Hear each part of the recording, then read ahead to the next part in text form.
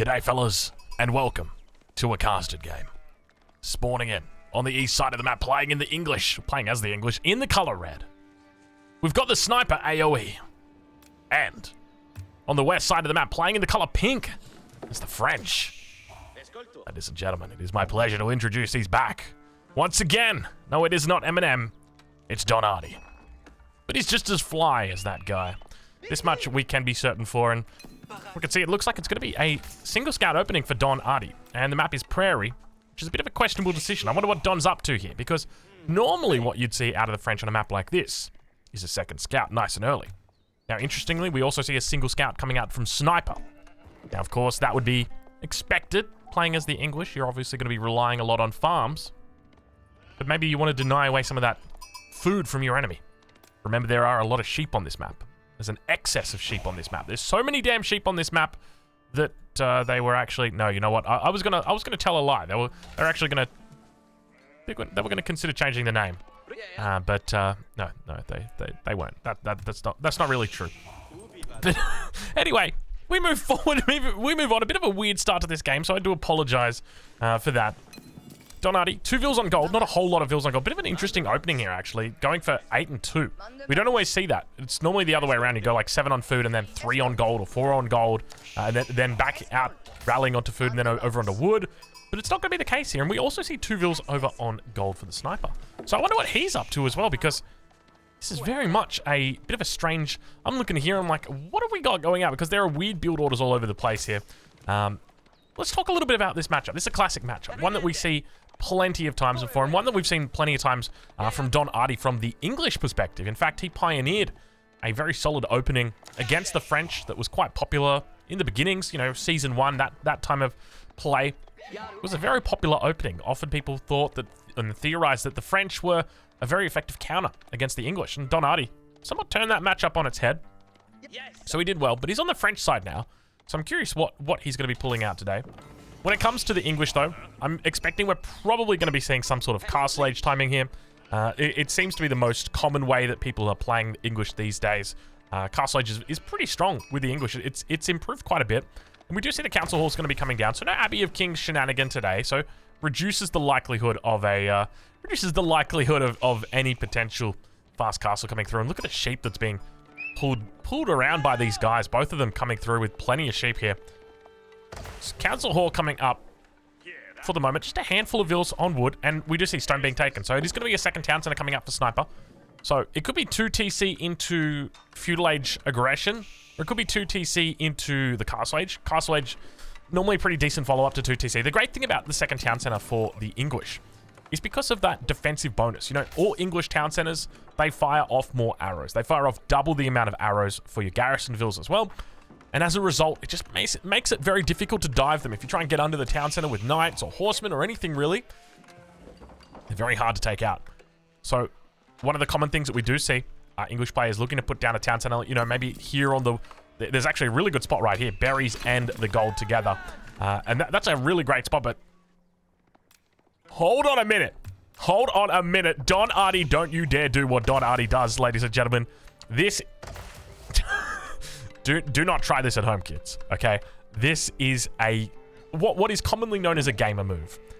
We have got a Chamber of Commerce going down in the back corner of the map, and on top of that, it gets scouted out by the sniper early on in this game. He spots it. He spots the landmark. We've got a Chamber of Commerce.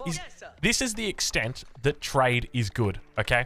You've got the worst trade landmark in the game, the Chamber of Commerce, the worst trade landmark in the game. And French players are now like, hey, you know what? That trade thing's kind of good. I think I might do it.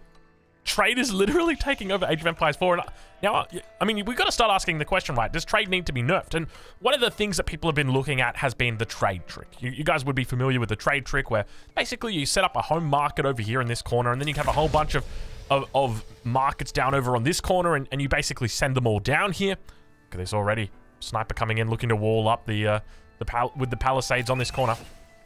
So that's the most common thing that we see players do, but Don Hardy not even going to be doing that, at least not yet. Just going to be running a normal trading game here. I'm loving it so far from him.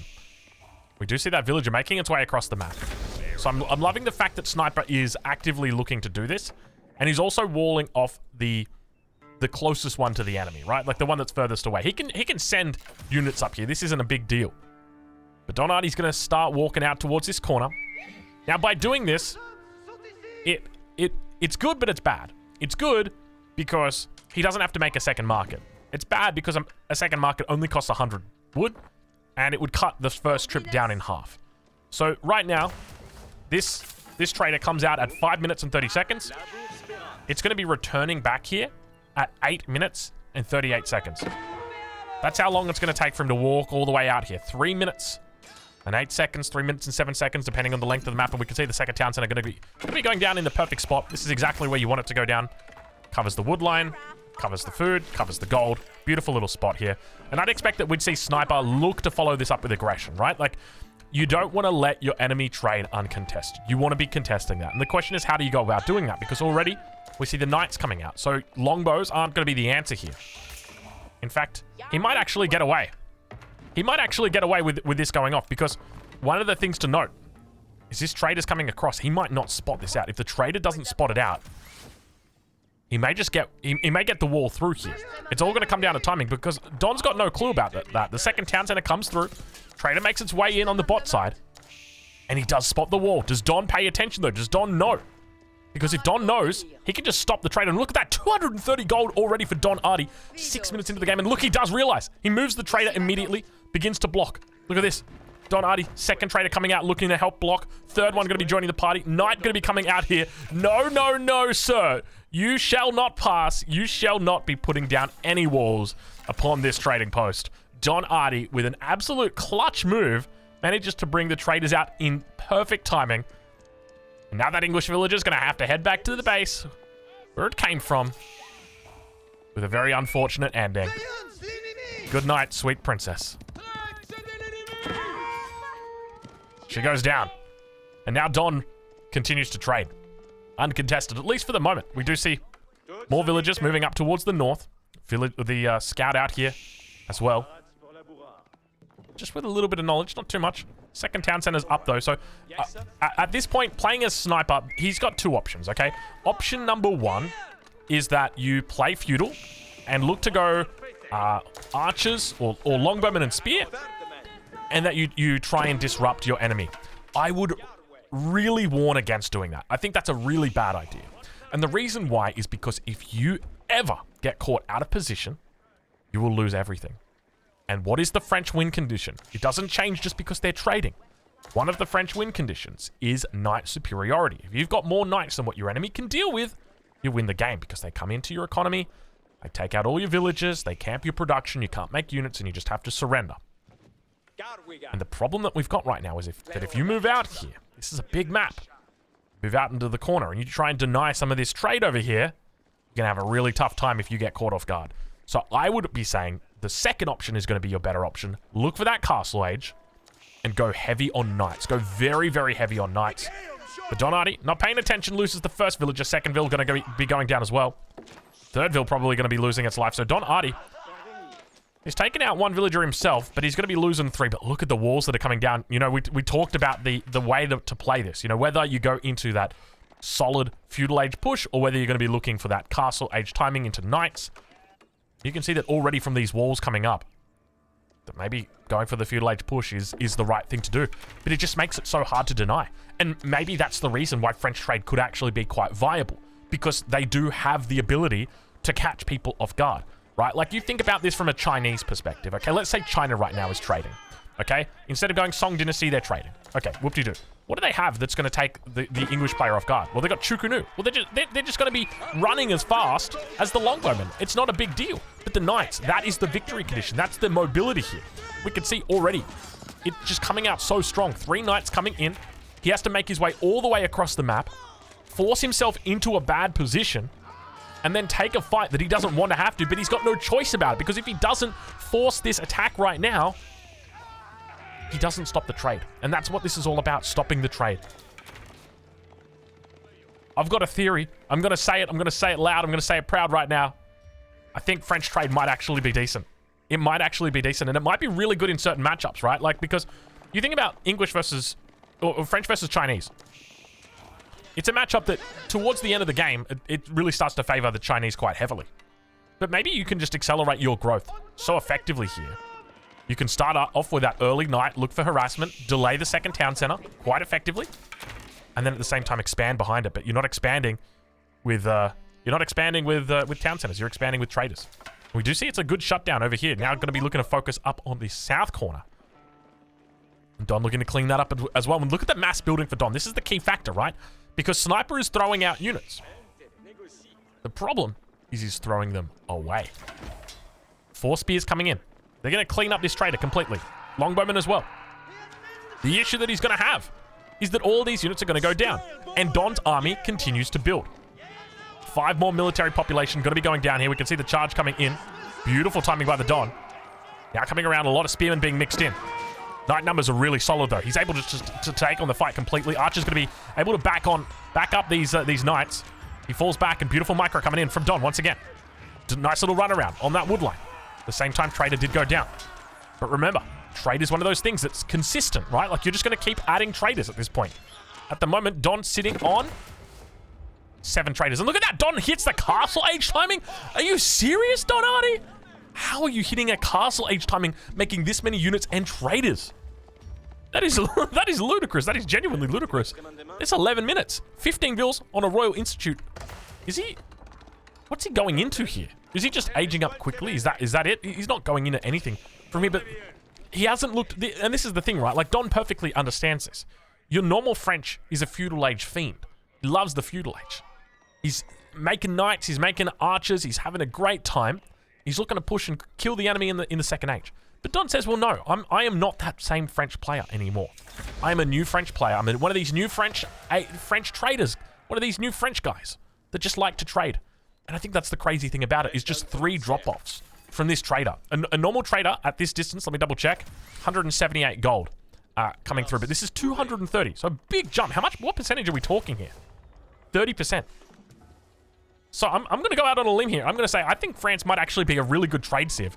Not because they have good advantages when it comes to trade.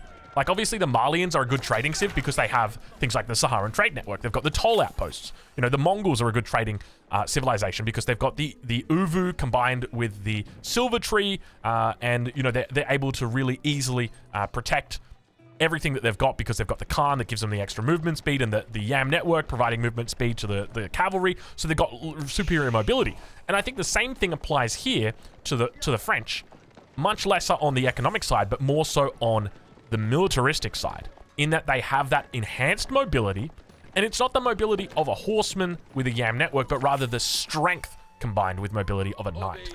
And that's what we saw. We saw his opponent we saw Sniper coming in, looking to try and take out this trade line, and overextending, but intentionally overextending, saying, I have to do something. I have to try and stop this. I have to shut this down. And obviously he got punished for it. But we do see at the moment, military numbers aren't particularly in favor of Don, but he does have a pretty good number of knights. Longbows and spearmen coming through for Sniper, and the 3rd TC is through. But I tell you what, if you gave me an option 3 town centers, or a town center and a full trade network, you know I'd be taking the trade network every single time, dude. The trade is just one of those things. It completely takes away an aspect of this game that you just don't need anymore, and that's map control. I don't need to fight for gold anymore. Once this gold gets exhausted, I'm Gucci, bro. I'm fine. I don't need to come out here. I don't need to deal with this. I don't need to think about relics. I've got trade all worried. I got trade dealing all my gold. 520 gold a minute at the moment. Coming through for Don. These traders are worth a huge amount. I mean, we could do the math on it, but I would suspect probably worth about 2.2 unupgraded villages, each trader. So right now with Don sitting on 12 traders, I would say that's the equivalent of about 26 villages. And you can see right there, 26 villages would be 83 vills compared to the 69 of Sniper, which is nice. But compare that to Don. Don's definitely got a lead at the moment. Takes a bit longer to pay off, though. But once it does start paying. And look at the walls from Don. I love the way that he's walling. He's like, I'm just going to wall up. And he just walls up. I respect it. I respect it. I don't know exactly what the intention of the wall is here. I guess he just doesn't want to... I guess he's just going to the wood line. Like, doesn't just want to come across here. Fair enough. Royal Bloodline's now coming through. Don just putting the camp on for the moment. Right on board with Sniper, though. Double Broadaxe coming through for him. Also looking to pick up Veterancy. And I feel like from this point, Sniper's got a couple of ways that he can play it. I'd love to see him going for a really big spear mass and mixing a mangonel. Just a single mangonel, dropping down a keep, and then going Imperial. Because the mangonel's going to stop any archers, the keep's going to stop any springalds, and of course the Imperial, well, that's going to stop everything, isn't it? But then you can this is the whole point behind going trade, is the tempo of a trading civilization is completely different from a normal civilization, because you don't know what they've got. You don't know how many resources they've got. If we were to take a look right now, you can see he's sitting on, we've got 1,200, 1,400, about 1,500. Compare that over to his opponent, sitting on an even better amount, sitting on about 16, 17, or 26, 2,700. So the numbers here, pretty decent for Sniper. But it's hard to gauge. You don't know when the attacks are coming. And the attack's coming right now. Don looking to push through. We enter into the cinematic mode as Don falls back from the first town center. Continues posturing in. A lot of spearmen here. Don trying to come through. Once again, you can't tell with the tempo. You don't know when it's coming. He'll hit you, but then he'll fall back. Men-at-Arms coming through as well. First of the night's going to be looking to slice in, but gets skewered, gets caught in between it. Don slowly being forced back. Sniper in a decent position, but I'm worried about the spearman numbers. The spearman numbers are dropping massively. Archers doing a great job to pick them off. And remember, there's royal bloodlines involved here. And once royal bloodline... Yeah, this is over. This is over. Knight superiority coming in. And this is the problem, right? Like, you just don't know. Where does the tempo start? Where does it stop? I don't know how to play against this civilization because they're trading. It's a completely new civ when they're trading. Knight superiority in. He's going to continue funneling in more units. Men-at-Arms also being added in for the moment. And the archers are going to get completely eaten alive. He's got +1. He's probably got +2 at this point. Let's double check and see what kind of upgrades we're talking about for Don right now. He's picked up +2 ranged attack, or ranged armor. He's going to be taking absolutely 0 damage in this base. His enemy's doesn't even have +1 ranged attack. Don Artie just cleaning everything up. He can spend his entire life under here, and good game gets called. Don Artie with the Chamber of Commerce victory, coming out strong. This is it. I'm telling you, this is it. This is the new French. You have not even witnessed the beginning of it. Well, maybe you did just witness the beginning of it. But you guys get my point. Guys, go check out Don. I'll leave a link in the description. Go check out Sniper. I'll leave a link to him as well in the description. He streams in French, Don in English. I'll catch you guys in the next one. Thanks for watching.